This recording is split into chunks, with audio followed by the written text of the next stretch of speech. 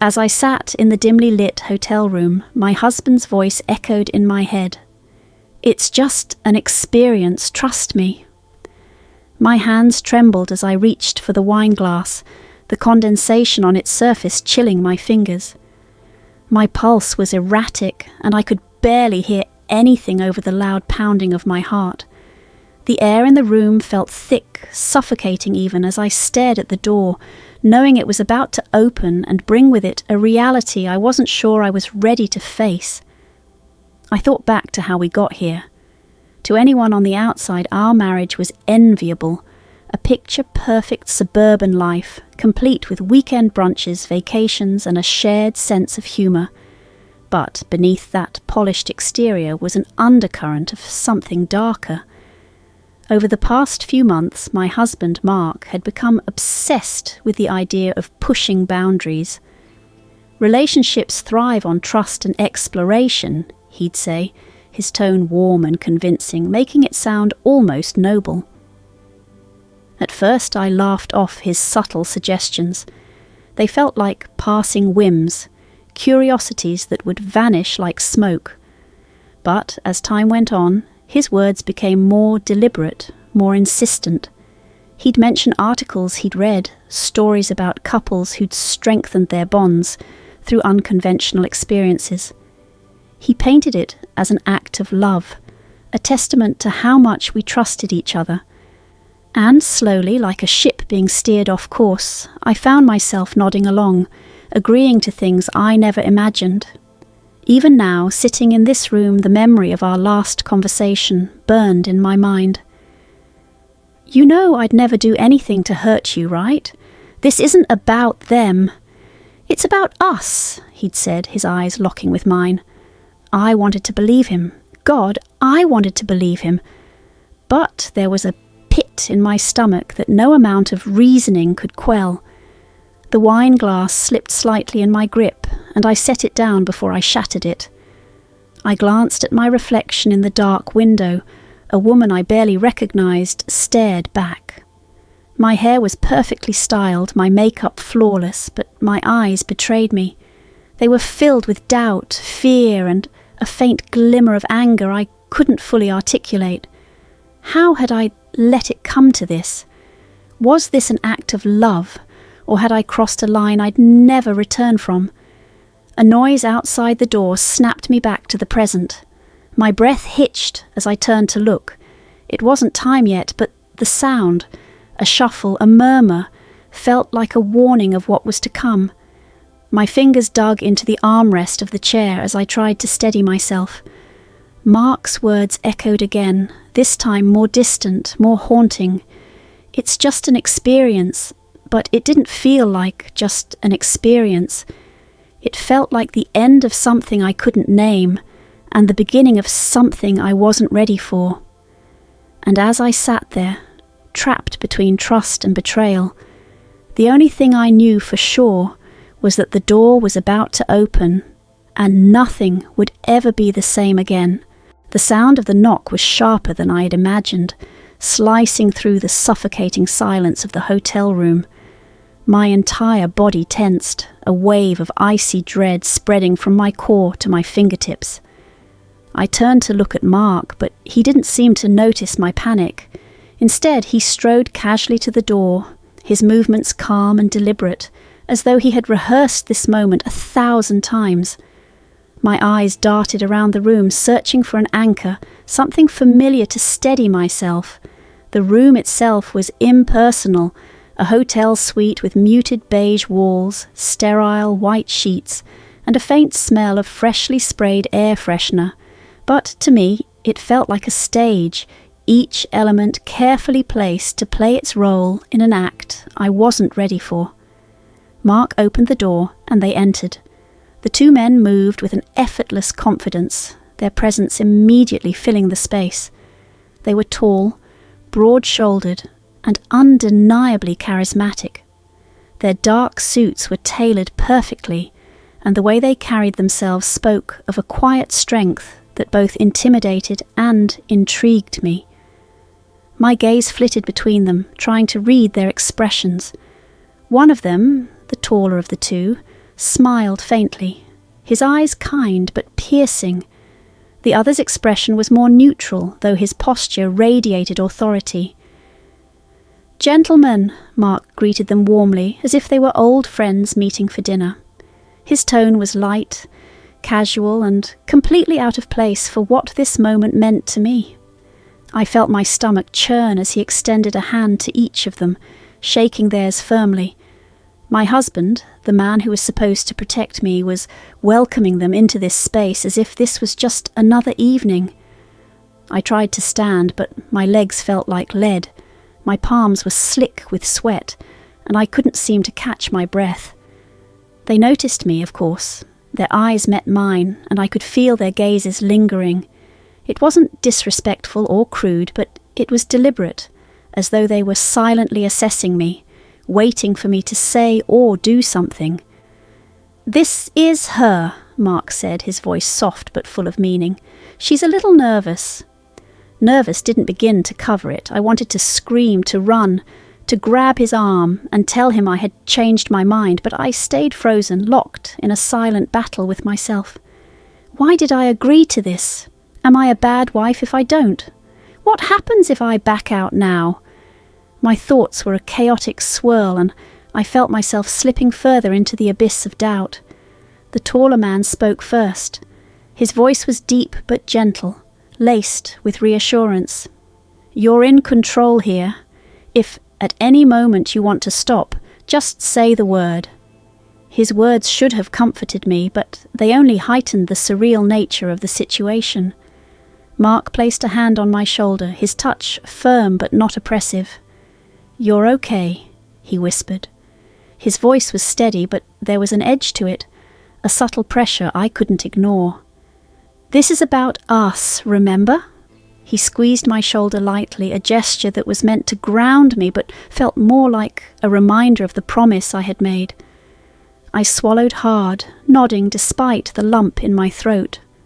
The men's eyes were still on me, waiting patiently, their presence a strange mix of overwhelming and oddly calming. My heart pounded so loudly I was sure they could hear it. Finally I rose from my chair, my legs shaky but holding. I took one hesitant step forward, and as I did, I felt the weight of every decision that had led me here pressing down on my chest. This was it, the moment of truth, the point of no return. The room felt smaller now, as though the walls were slowly closing in, trapping me in the middle of a scene I could no longer escape. My breaths came in shallow bursts, and my hands trembled at my sides. The two men stood in front of me, their presence commanding yet not overbearing. My husband, Mark, leaned against the wall, watching, his arms crossed over his chest. His expression was calm, unreadable, as though this was some kind of experiment he was silently observing. One of the men stepped closer, his movements deliberate but unthreatening. My heart pounded in my chest so violently that I thought it might give me away. He spoke, his voice low and soothing. "Take your time." "You're in charge here." His words were meant to be reassuring, but they only heightened the surreal nature of the moment. I tried to focus on his face, but my mind raced with a whirlwind of thoughts and emotions. Flashes of my life before this moment hit me in quick succession. Our wedding day, Mark's vows to cherish and protect me. The nights we stayed up talking about our future. The promises we made to never let anything come between us. And yet, here we were. The second man reached out, not to touch me, but to gesture softly, as if asking for permission to close the space between us. I nodded, barely aware of what I was agreeing to. His presence was overwhelming, his voice deep and steady as he murmured something I couldn't fully process. The sound of his voice blended with the rhythm of my own erratic breathing, creating a cacophony that drowned out any rational thought. My skin prickled as they moved closer, the heat of their proximity a stark contrast to the cold dread pooling in my stomach. I couldn't help but glance at Mark again. His eyes met mine, steady and unwavering. "You're okay," he mouthed silently, but his reassurance felt hollow. Did he truly believe that? Or was he convincing himself as much as he was trying to convince me? When the first man's hand finally brushed against mine, I felt a jolt, not of fear, but something more complicated. It was a mix of curiosity and shame, a reaction I couldn't fully comprehend. My body stiffened, but I didn't pull away. Instead, I allowed myself to feel the moment, every nerve in my body heightened, every emotion amplified. Time seemed to stretch, every second laden with tension and uncertainty. The men's voices were soft, their touches careful, almost reverent. And yet, with every passing moment, I felt a part of myself slipping away. My hesitation began to dissolve, replaced by a strange sense of surrender. Not surrender to them, but to the situation itself, to the reality that this moment was now etched into my story, whether I wanted it to be or not. Mark's presence loomed in the background, a constant reminder of why I was here.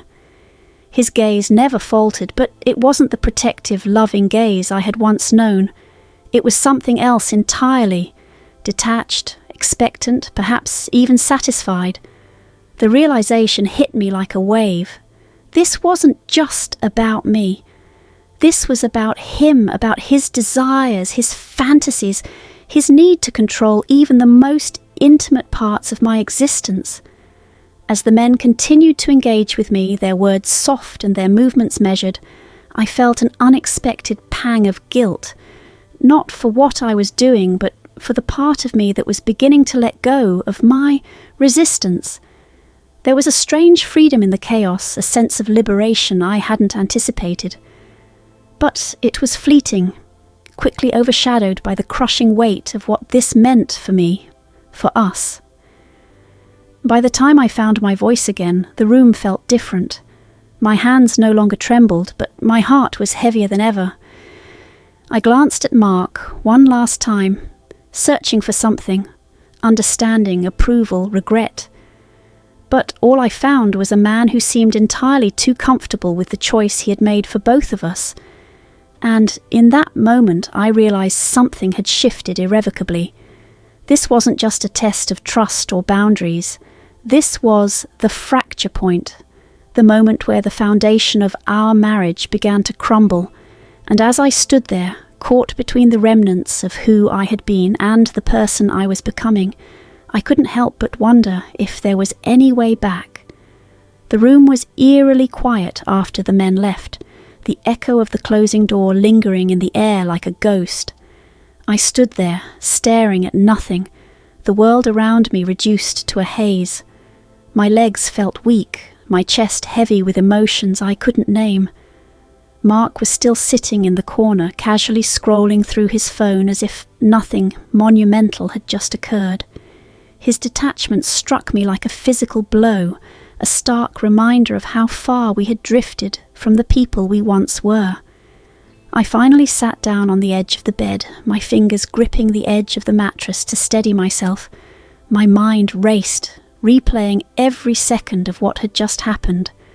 The men had been respectful, their demeanour carefully measured, but the weight of the choice, my choice, was crushing me. Or had it even been mine? That question hung heavy in the air, suffocating me. Mark glanced up, a faint smile tugging at the corner of his lips. "You were amazing," he said, his tone as casual as if he were commenting on a meal I'd cooked. I couldn't bring myself to respond. Amazing! Is that what he thought? My mind screamed 1,000 things, but my lips refused to move. His words felt like a dismissal of everything I was feeling, the fear, the doubt, the shame, and the confusion. The silence between us grew heavier, like a chasm widening with every passing second. I wanted to scream at him, to demand answers. Why did you push me into this? Why did you act like this was about us, when it was clearly about you? But I didn't. Instead, I stared at the floor, my fingers curling into fists against the mattress. The truth hit me like a tidal wave. This wasn't about love or trust or even adventure. This was about control. Mark's control over me, over our marriage, over the narrative of our lives. And in allowing it to happen, I had given him even more power. The realization made my stomach churn. For the first time in our marriage, I felt truly alone. Mark's presence, once comforting, now felt suffocating. His calm demeanour was a stark contrast to the storm raging inside me. I could feel resentment bubbling to the surface, threatening to consume me. How could he sit there so unaffected while I was unravelling? I stood abruptly, the motion surprising even me. Mark looked up, confused. "I need air," I muttered, grabbing my coat and heading for the door. He didn't stop me, didn't even ask if I was okay. That hurt more than I'd expected. Outside, the cool night air hit my face, grounding me momentarily. I walked aimlessly, my thoughts swirling. Was this what love looked like? Sacrificing parts of myself to fulfill someone else's fantasies? Was this the marriage I had signed up for? By the time I returned to the hotel, I had made a decision. I couldn't ignore what had happened. There would be a conversation, a reckoning. Mark would have to answer for what he'd done, for the choices he'd made on my behalf. And if he couldn't, if he wouldn't, then I'd have to decide if this marriage was worth saving. If you found this story gripping, don't forget to like, share, and subscribe. Your support helps us bring more thought-provoking content to life. Let us know your thoughts in the comments below. What would you have done in this situation? Let's talk about it.